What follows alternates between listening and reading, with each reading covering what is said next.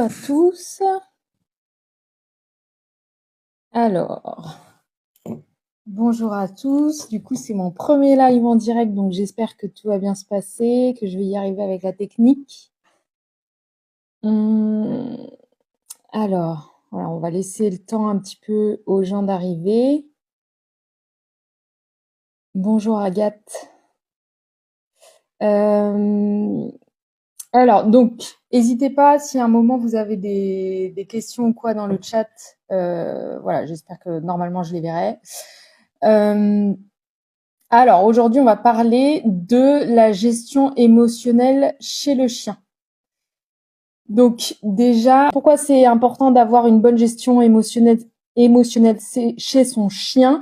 C'est pour qu'il soit plus apaisé et donc davantage en bien-être. Forcément, un chien qui a une gestion émotionnelle compliquée, au niveau de son bien-être au quotidien, rien peut le monter haut en émotion et quoi qu'il arrive, c'est toujours plus difficile pour lui.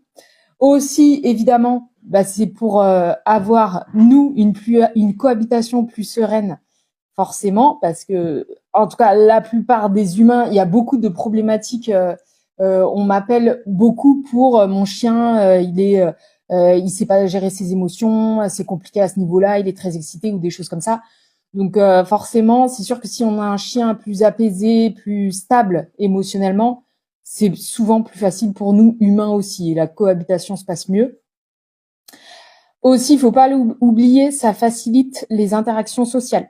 Donc que ce soit entre congénères, donc les chiens entre eux, mais aussi forcément avec chiens et humains, que ce soit parce qu'il y a des invités qui viennent chez vous ou avec les gens dans la rue, enfin voilà, qui viennent interagir avec lui ou quoi que ce soit. C'est sûr que si le chien est plus stable émotionnellement, c'est plus simple.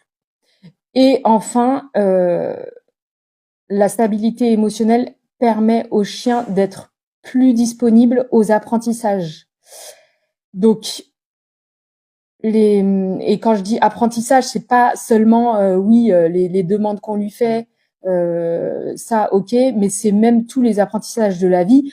Quand un chien va lui dire non, par exemple, je veux pas de cette interaction-là, s'il est haut en émotion, ça sera peut-être plus difficile pour lui d'écouter que s'il est stable et que tout va bien, quoi. Voilà. Alors, n'hésitez pas à me dire aussi si vous avez des questions.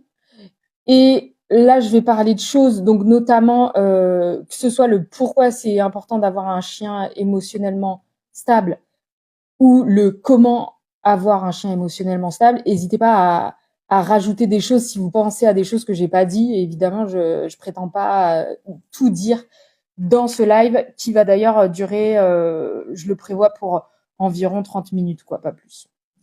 Voilà. Alors, donc maintenant, on va passer au comment. Qu'est-ce qui peut influencer la gestion émotionnelle chez notre chien? Donc déjà, à la base, faut savoir que forcément, ça c'est influencé par la génétique, évidemment. C'est-à-dire la race du chien, là où les races, en fonction de s'il est croisé ou pas. La lignée, donc comment étaient ses parents. Clairement, si vous voulez, si vous adoptez un chiot, allez toujours voir comment sont les parents, la mère et le père, si possible, c'est l'idéal, pour vous faire une idée un petit peu de ce que ça peut donner, quoi. Et aussi des conditions de vie qu'il a eues avant vous. Et quand je dis conditions de vie, ça veut dire aussi les interactions qu'il a eues. Et la gestion émotionnelle, elle va être aussi influencée par l'âge du chien. Forcément, un chiot de, 4 mois, il va avoir normalement une moins bonne gestion émotionnelle que un chien adulte et mature de 5 ans. Donc ça, c'est aussi normal. Il faut bien se dire que il y a tout ce qu'on peut mettre en place à ce niveau-là, mais il y a aussi l'âge qui fait que plus il grandit, plus ça va nous aider aussi, quoi. Voilà. Alors, je regarde juste, si j'ai des questions, non, c'est bon. Alors, donc nous, une fois qu'on l'a, ce qu'on peut faire pour favoriser que notre chien développe une stabilité émotionnelle, déjà, c'est ne pas le renforcer dans son excitation. Attention, quand je dis ça, c'est ne pas la renforcer. Par contre, je l'interdis pas. S'il a envie de s'exciter tout seul, il peut s'exciter. Par contre, c'est pas moi qui vais être actrice de ça, quoi, moteur de ça. Et donc ça passe par attention évidemment aux jeux excitants. Ça, je pense que vous le savez déjà si vous êtes ici, mais aussi aux interactions congénères que vous proposez. Si votre chien, vous lui proposez, et notamment, d'autant plus quand il est chiot et toute son adolescence, que des interactions avec des congénères où c'est très excitant, bah en fait, ça va potentiellement augmenter son excitation ou en tout cas la renforcer. Ce qu'il faut savoir là, pourquoi je parle d'excitation, c'est parce que souvent l'excitation, un chien très excité, bah il aura une mauvaise gestion émotionnelle. Alors qu'un chien, en fait, la stabilité émotionnelle amène que normalement le chien il n'est pas très excité. Donc ces deux choses-là, elles vont ensemble en fait. Donc les interactions congénères proposées et aussi les situations excitantes proposées hors jeu excitant. Par exemple, je peux vous dire que Stacy, alors ma chienne berger allemand, qui a 5 ans maintenant, quand on est venu ici, donc en Vendée, c'était il y a 3 ans, on a emménagé là il y a 3 ans à peu près. Pendant un mois, je l'ai baladée dans les champs, entre les champs, et pendant un mois, je l'ai laissée en libre tout le temps, parce que il y avait personne, on croisait personne, c'était facile, et du coup, elle qui qui est assez excitée de base, en fait, je me suis dit voilà, on va tester, on la laisse se dépenser comme elle veut, je la laisse en libre, elle fait ce qu'elle veut, voilà. Et du coup, à chaque fois, elle allait dans les champs, elle allait cercler elle a besoin de délimiter, on va dire, le territoire, en tout cas, aller contrôler tout le territoire, mais aussi pour aller lever le gibier. Il y a un peu ces deux choses-là en elle. Et donc, pendant un mois, elle s'est excitée, mais comme une folle, à toutes les balades. Et en fait, j'ai vu après ça, parce que justement, c'était un petit peu un test, je me suis dit, on va voir comment c'est. Et après ça, en fait, ça l'a vachement monté en excitation, mais même au quotidien. Et forcément, sa gestion émotionnelle, elle s'en est ressentie. Elle était complètement folle. Même mes parents, pour vous dire, quand je suis retournée chez mes parents un week-end, ils m'ont dit waouh, là, elle est beaucoup plus haute, elle est beaucoup plus folle que d'habitude, quoi. Donc rien que ça, le fait de lui avoir proposé et de lui avoir laissé s'exciter pendant un mois à chaque balade dans les champs, en fait, chez elle, en tout cas, ça n'a pas diminué son excitation dans le sens, on pourrait se dire, voilà, elle vide son jus et après elle est bien. Non, elle, en fait, ça fait que entretenir ce truc-là. Donc après, ça peut dépendre des chiens, hein, je dis pas. Mais pour le coup, pour la mienne, ça a pas du tout été dans le bon sens, quoi. Donc attention aux situations excitantes. Si pour un chien, vous voyez que c'est dans ce truc-là, peu importe la situation, où il s'excite beaucoup, du coup, c'est là où il faudra faire attention à ne pas lui proposer trop souvent si vous voulez pas le renforcer dedans. Voilà. Ensuite, donc une fois qu'on a fait, pas une fois, mais il y a tout le côté faire attention à pas renforcer l'excitation, et il y a aussi évidemment le point de base qui est combler les besoins du chien. Un chien qui n'est pas baladé, forcément, il sera potentiellement plus excité parce que ses besoins sont pas comblés. Et il n'est pas stimulé ni mentalement, ni physiquement, ni rien du tout. Donc forcément, ça peut être compliqué pour lui, et donc les émotions, ça peut être plus compliqué pour lui. Donc ça, de toute façon, combler les besoins, c'est la base de tout. Ensuite aussi, on a le type de balade proposé. Donc comme je vous ai dit, avec donc un exemple, c'était avec ma chienne au niveau des champs. Forcément, maintenant, si je vais me promener entre les champs, je la tiens en longe. Et j'évite. Clairement, c'est pas ma balade la plus courante. Les champs, les forêts, ça c'est tout des milieux très excitants pour elle. Ça, je vais éviter. Et je vais préférer d'autres types de lieux, peut-être les villages ou les parcs un peu plus urbains ou entre les étangs. Ça va pour elle. Donc, faites attention au type de balade proposé.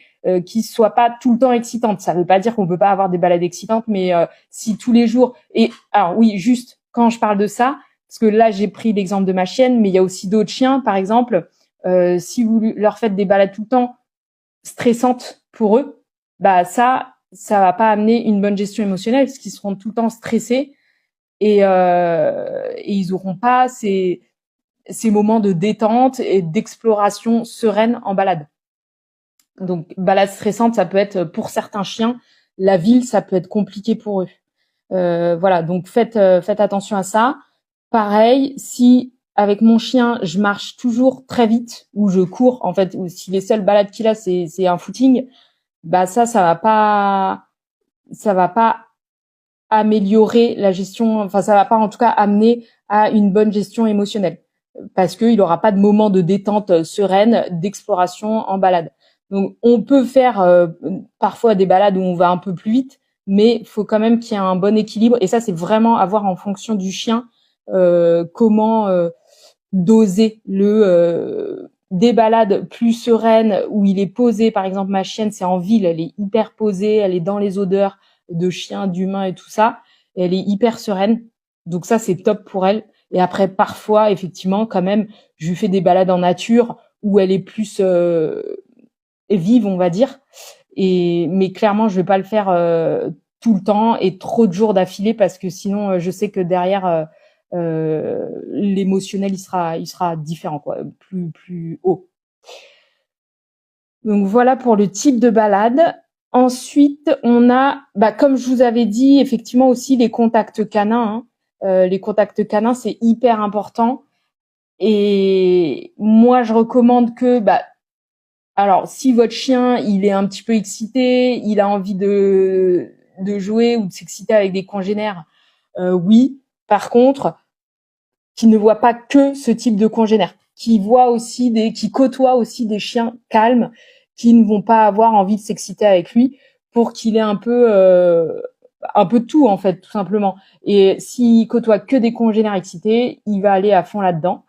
Et aussi, justement, la bonne gestion émotionnelle, elle va énormément se développer ou se construire en côtoyant des chiens. Alors des chiens pas que excités évidemment, mais par exemple vivre dans un groupe non, mais je dirais tout simple vivre oui, mais on n'a pas tous la possibilité d'avoir plusieurs chiens chez soi, mais rien que de côtoyer régulièrement un groupe de chiens où il doit s'adapter, faire en fonction des autres, il peut pas faire ce qu'il veut, il peut pas faire n'importe quoi.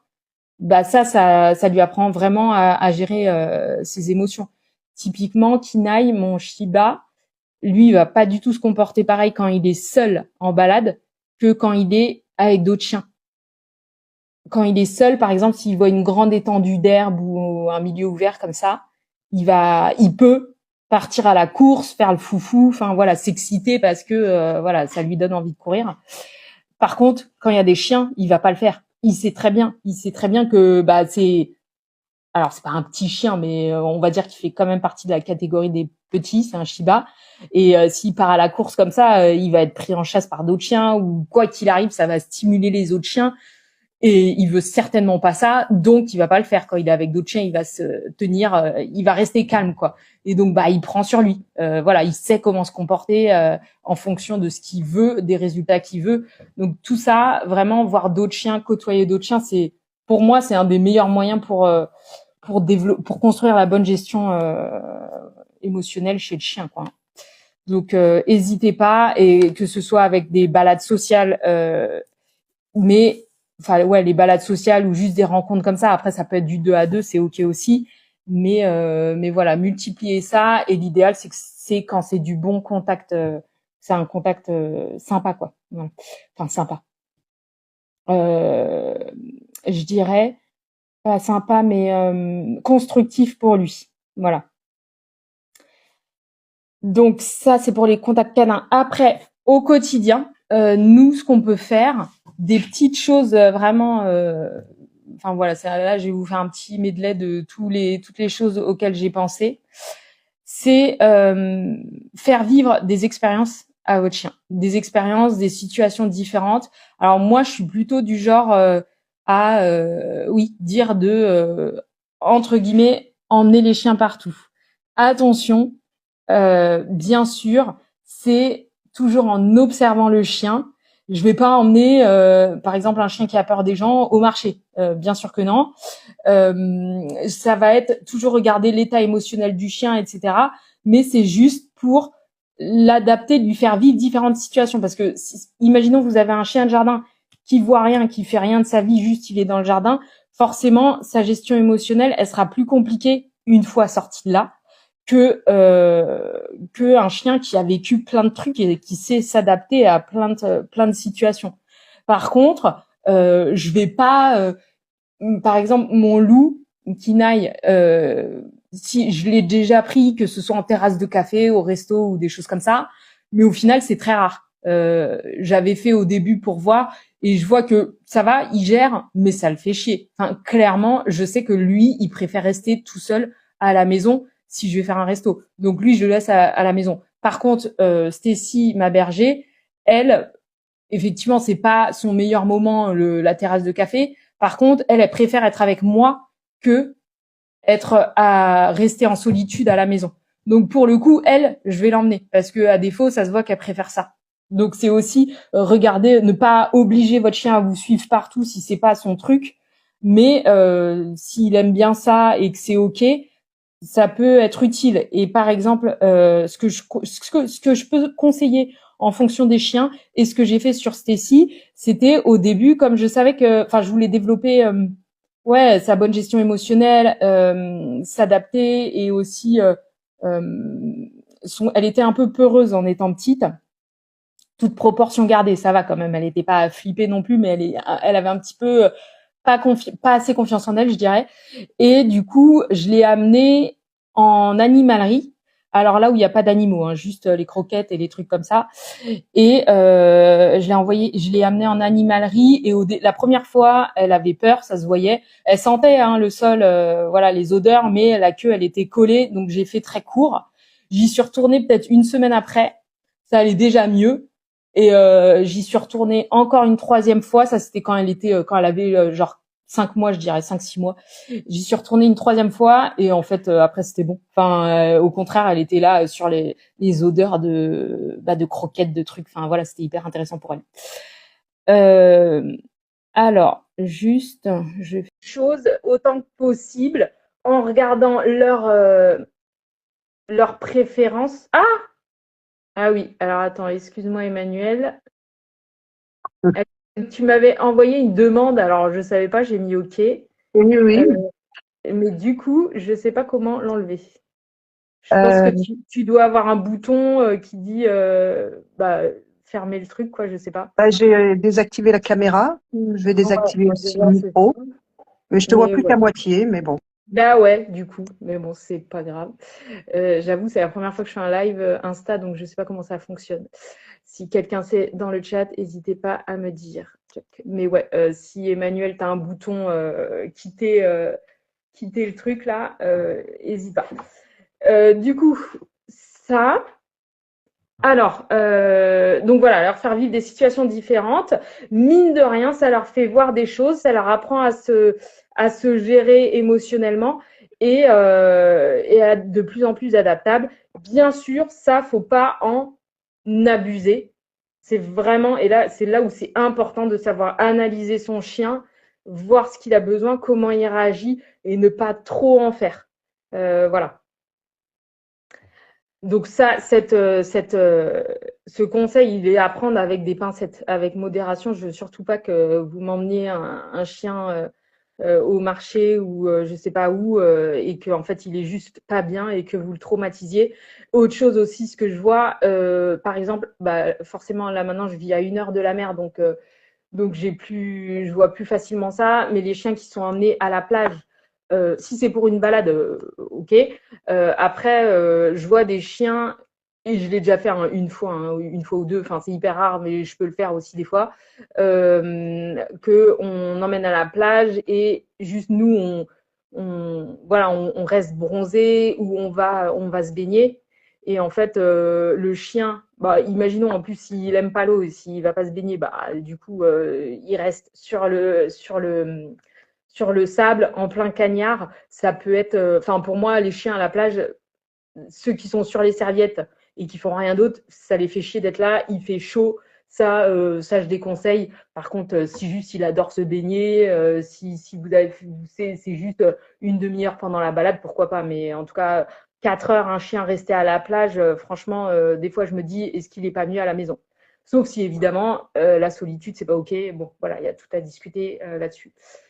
Mais voilà, toujours regarder le chien, comment il est. Ensuite, d'autres choses pour développer sa bonne gestion émotionnelle. Ça peut être faire des statiques en balade. Ça dépend du chien aussi. Il y en a, ça fera rien du tout. D'autres, ça va bien les bosser. Que ce soit d'abord en libre, évidemment, faire du petit statique très rapide au début si c'est compliqué pour votre chien. Et après, de plus en plus long. Avec ma chienne, par exemple, au début, c'était compliqué. Et du coup, progressivement, j'ai augmenté les durées. Et quitte à après m'asseoir dans les champs, prendre un livre et voilà. Et qu'elle associe pas toujours balade égale excitation égale on va marcher. Voilà. Et en fait, des fois, juste on peut ne rien faire en balade, juste observer, regarder, j'en sais rien. Mais c'est pas tout le temps on marche, on marche, on marche, quoi. Donc ça peut bosser là-dessus.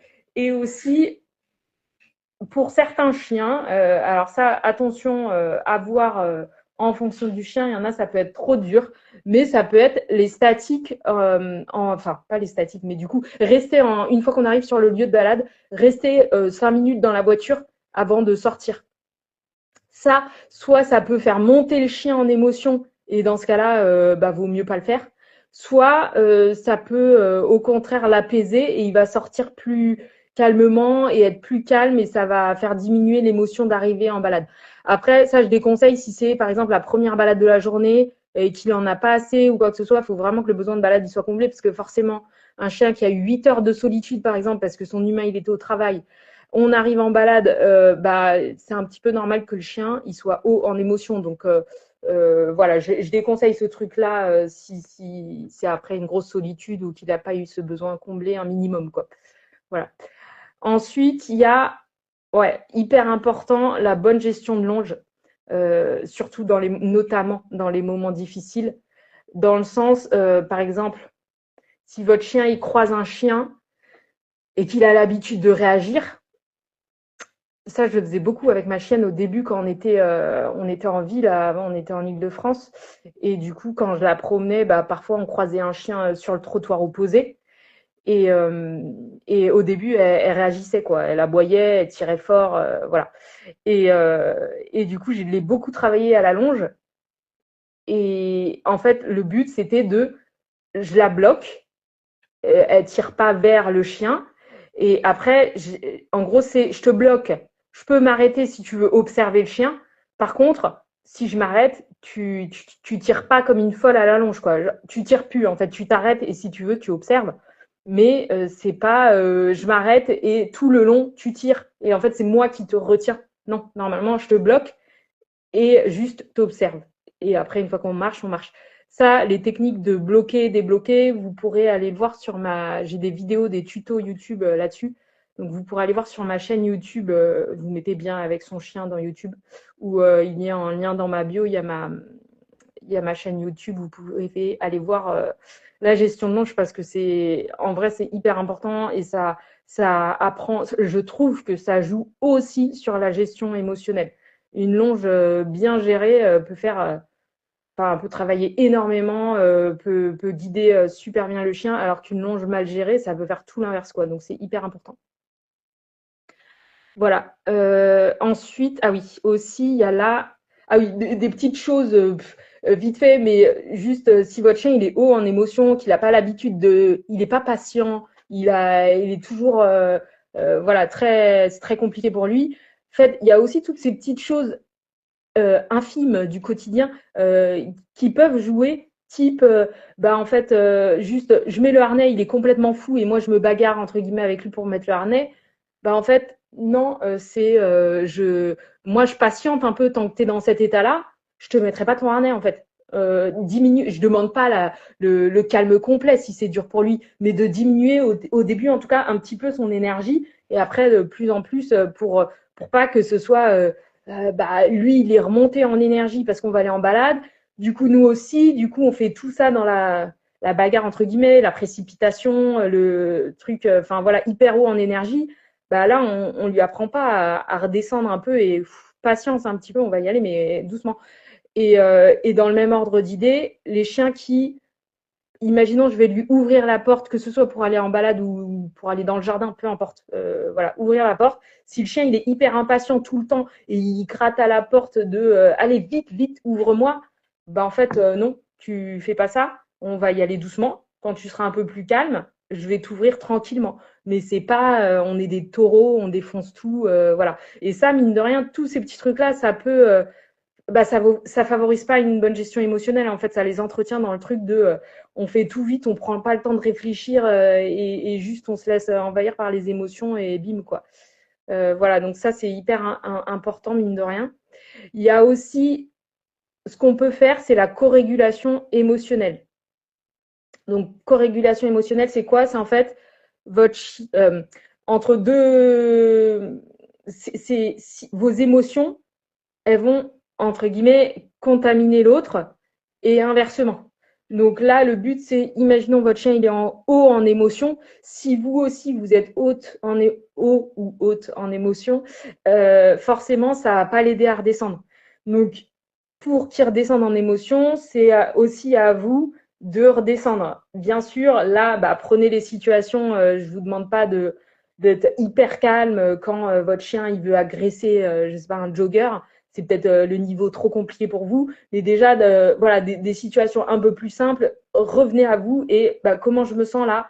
Ok, je respire pour me calmer, pour me détendre, pour que je puisse un minimum l'accompagner dans cette gestion émotionnelle. Et ce que j'ai fait avec une cliente, typiquement, il n'y a pas longtemps, là, c'était, donc elle a un border collie qui est, il monte tout de suite en émotion quand il y a des croisements humains, ou chiens, évidemment, n'en parlons même pas, mais rien que déjà les humains. Et c'est pas pour agresser ou quoi que ce soit, il monte en émotion de juste, je suis excitée. Voilà, c'est l'excitation tout de suite, elle monte.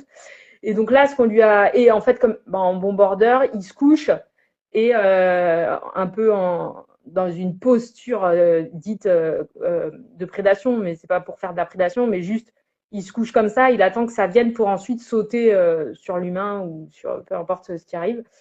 Et donc là, on l'a mis sur le côté pour laisser passer la personne. Et en fait, j'ai demandé à son humaine de se baisser et de lui mettre la main sur le poitrail comme ça. Vraiment je sais plus ce qu'on disait, mais on lui parlait, mais d'une voix calme. On le retenait hein, à la longe, évidemment, parce que bah, là, c'est la première fois qu'on essayait ça, donc voilà. Mais on le retenait et d'une voix calme, on lui disait, bah, tu laisses passer, ah, c'est bien, tu laisses passer, dès qu'il laissait passer. Et en fait, nous, être apaisante là-dessus, bah, ça l'a quand même pas mal aidé à voir la suite. Mais ouais, je trouve que ça a fait quand même pas mal d'effets. Qu'est-ce que je voulais dire aussi là-dessus? Il y a une idée qui m'est venue. Ah oui, c'est ça. Et oui, quand je dis, on a dit c'est bien, tu laisses passer, attention au ton de la voix aussi. Si je dis c'est bien, tu laisses passer, bah, si mon chien il est excité, il démarre tout de suite. Ok. Donc je peux faire une félicitation en étant dans une voix calme. C'est plus une voix de fierté que de ouais, c'est bien. Bah là, c'est bon. Et ça, rien que le changement de voix d'ailleurs, ça c'est un truc que je pourrais dire dans la gestion émotionnelle, ça joue beaucoup. J'ai pas mal de retours clients qui me disent ah ouais, rien que ça, ça a changé des choses. Donc voilà, dire plutôt par exemple c'est bien, tu laisses passer, bravo, c'est bien. Là, je suis plus une voix calme qui va en descendant. Donc, je ne vais pas exciter le chien et donc le faire monter en émotion. Donc, ouais, la corrégulation émotionnelle, pensez-y, ça peut vraiment fonctionner. Déjà dans les petites choses et après, et après, on peut le faire de plus en plus quand le niveau de difficulté augmente pour le chien, mais il faut déjà que ça fonctionne dans les petites difficultés. Voilà, il faut s'entraîner là-dessus, quoi. Ah oui, aussi, donc, ouais, aussi, ce que je dirais, c'est l'autonomie. L'autonomie enfin, développer l'autonomie chez le chien, pour moi, ça développe sa stabilité émotionnelle. Donc, quand je dis ça, développer son autonomie, c'est quoi? C'est notamment, bon, je vais pas, enfin voilà, je pense que tout le monde voit à peu près ce que c'est que l'autonomie, parce qu'on pourrait faire un webinaire entier là-dessus, donc je vais pas aller là-dedans, mais juste ne pas toujours partir à la rescousse de son chien. Alors, quand je vois des chiens enfin des binômes humain-chien, ou par exemple, je sais pas, enfin le chien il est allé dans l'eau et on lui laisse même pas et il veut remonter et on voit qu'il galère un tout petit peu, bah en fait, il galère même pas l'espace d'une seconde et tout de suite on a ah là là mon pauvre chien, attends viens je vais t'aider. Bah on peut le laisser aussi un petit peu essayer un peu plus quoi, parce que si à chaque fois on l'aide pour ce genre de truc, ça augmente pas son autonomie. Pareil, là je vous ai pris l'exemple de remonter d'un lac ou quoi que ce soit, mais il y a aussi des chiens qui vont dans un trou derrière une clôture, par exemple, enfin un pré de chevaux et enfin peu importe. Imaginons il n'y a pas d'animaux dedans parce que sinon ça va fausser mon voilà. Un pré inoccupé, le chien est parti par un trou de clôture et nous on a un petit peu avancé genre 10-15 mètres et du coup il veut nous rejoindre. Ah bah il est où le trou? Je sais pas où il est. Et bah tout de suite, je vois beaucoup les humains tout de suite ils vont montrer le trou. Est-ce qu'on peut le laisser réfléchir genre juste une minute? Bien sûr, s'il trouve pas, on va l'aider, mais pas toujours tout de suite. Ah attends, je viens t'aider. Tu n'as jamais à réfléchir. Je suis toujours là pour t'aider. Comme ça, tu ne réfléchis pas. C'est moi qui viens à ta rescousse. Ça, en fait, vraiment, ça développe pas son autonomie et ni sa stabilité émotionnelle, parce que s'il a besoin, imaginez-vous, bah il trouve pas. Là, il a regardé, il vous voit ailleurs. Il regarde 2 secondes, il voit pas le trou. Bah en fait, normalement, c'est quoi? C'est, bah attends, ok, il fait peut-être des allers-retours pour garder, et peut-être après, il va juste prendre une seconde pour réfléchir, sentir le sol, voir la piste ou par où il est passé et retrouver le trou. Enfin, normalement, il est clairement en capacité de faire ça. Et donc, euh, lui laisser le temps de réfléchir, bah, c'est aussi développer sa stabilité émotionnelle, parce que, en gros, dans la stabilité émotionnelle, c'est aussi beaucoup le attends, stop, je me pose, j'observe, j'analyse, je réfléchis. Et pas il y a un truc, je réagis direct. Voilà, ça c'est pour moi c'est pas de stabilité émotionnelle si c'est tout le temps. Il y a je vois un humain, je réagis. Enfin voilà, tout de suite, je réagis tout le temps. Je vois un chien, je réagis, je regarde même pas ce qu'il me dit. Voilà. Donc ça, faites attention à ça. Et je voulais dire autre chose pour, je sais plus. Bon, c'est pas grave. Et bref, voilà un petit peu ce que je peux vous dire sur la gestion émotionnelle.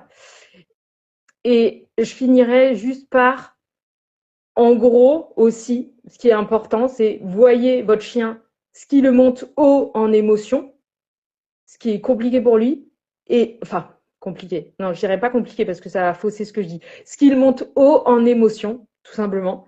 Et bah, adaptez-vous à ce niveau-là, quoi. Comme ce que je vous ai raconté pour ma chienne, où bah, elle, c'était les champs. Ok, j'ai testé pendant un mois parce que bah, je savais pas du tout ce que ça ferait. Bah, j'ai vu, j'ai compris. En gros, elle, je sais que la liberté dans des milieux comme ça, une fois par mois, pas de problème, ça va pas faire grand-chose. Si je le fais 3 fois dans la semaine, c'est bon, ça va changer beaucoup de choses au niveau de son émotionnel. Donc juste, voyez à chaque chien qu'est-ce qu'il monte en émotion, qu'est-ce qui est compliqué au niveau émotionnel pour lui, et adaptez-vous et travaillez là-dessus, quoi, entre guillemets, quoi. Enfin, travaillez. Ajustez-vous à ce niveau-là, quoi. Voilà. Je regarde si j'ai des questions. J'ai pas de questions. Je crois que j'ai pas eu de commentaires, hein. Dites-moi si jamais. Ouais, non, j'ai pas de commentaires, c'est bon. Alors, du coup, je sais pas si vous étiez la majorité de pros ou particuliers. En tout cas, pour les pros, bah, de toute façon, vous le savez bien, hein, la gestion émotionnelle, avoir une bonne gestion émotionnelle, c'est quand même un des éléments majeurs sur lesquels on travaille dans à peu près tous les rendez-vous clients. En fait, que ce soit directement ou indirectement, forcément, ça rentre en compte. Et donc voilà, c'est pour ça aussi que je voulais vous faire un petit peu ce live, et en plus parce qu'il m'a été demandé. Et je sais que pour les pros qui débutent dans le métier ou dans cette approche, les questions sont nombreuses, les questionnements sont omniprésents tout le temps. Est-ce que j'ai bien fait? Est-ce que j'ai pas raté quelque chose? ou pourquoi ça n'a pas fonctionné comme je le voulais. Et ça, du coup, sachez que pour ceux qui n'auraient pas vu encore, j'ai créé une offre de supervision. Donc, elle est en ligne, 100% en ligne, pour vous aider à aller plus loin, monter en compétences et gagner en confiance. Et surtout, vous sentir soutenu et avoir un feedback. Parce que en fonction de si vous avez des collègues ou pas, si vous êtes entouré dans le milieu avec des personnes du métier ou pas, je sais que ça peut être très compliqué. Donc, la supervision, là, pour l'instant, ce que je propose, c'est une supervision de 3 mois où on se voit une fois par semaine en séance individuelle. Et en plus, l'offre, en ce moment, elle est en bêta-test. Donc, ça veut dire que c'est un tarif préférentiel qui sera plus jamais reproposé. Donc, n'hésitez pas si ça vous intéresse. Là, j'ai que 3 places au tarif bêta-test.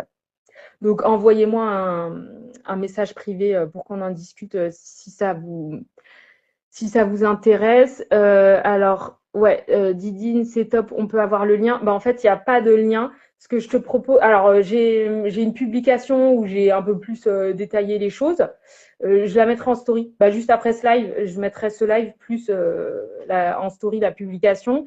Et du coup, après, ce que je te propose, c'est voilà, qu'on prenne un petit appel, un appel découverte de 15 minutes, juste pour voir si c'est ce dont tu as besoin et si ça peut te correspondre et si toi ça te parle et si voilà on fait le cheminement ensemble quoi.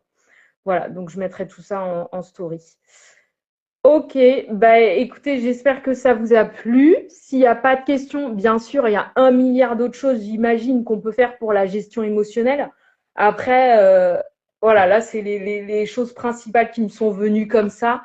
Mais en vrai, ouais, c'est au quotidien, toutes les petites choses, enfin voilà, tout a des conséquences sur tout. Donc voilà, et c'est différent pour chaque chien. Donc observez, analysez et adaptez-vous. Voilà. Et vraiment aussi, je terminerai par juste le contact canin. C'est vraiment, ça peut énormément vous aider. Enfin, voilà, de côtoyer des groupes de chiens où c'est constructif, ça va, franchement, ça, on voit la différence, quoi. Enfin, c'est clair que ça joue beaucoup là-dessus. Voilà. Je vous mets si j'arrive, j'arriverai à mettre en replay ce live sur mon mur. Et merci d'avoir été présent. Et je vous dis à bientôt.